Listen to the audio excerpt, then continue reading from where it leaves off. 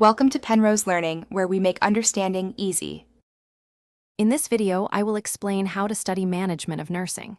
Begin by grasping the core principles of leadership and organizational dynamics within healthcare.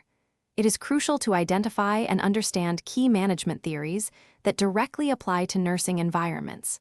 Next, develop a structured study plan, perhaps dedicating 1 hour daily to a specific topic.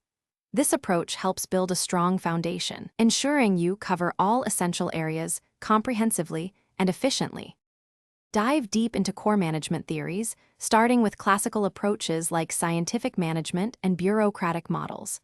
Then, explore human relations theories, which emphasize staff motivation, communication, and teamwork, crucial for a productive nursing unit. Also, dedicate time to contemporary styles, such as transformational leadership, which inspires and empowers staff. Don't forget the practical aspects, like understanding budget allocation and resource management, which are vital for effective nursing operations. To solidify your understanding, actively engage with practical applications.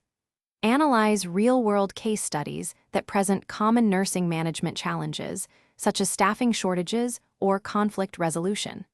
Participate in simulations to practice making critical decisions under pressure, perhaps managing a team of 10 nurses.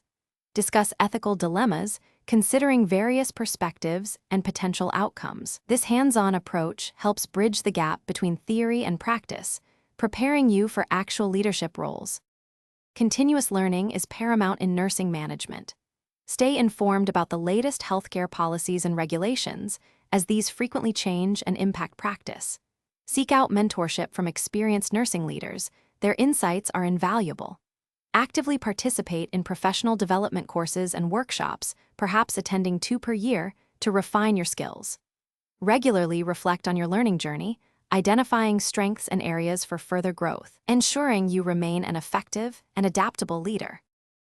Thanks for watching. If this was helpful, leave a like and consider subscribing. See you next time.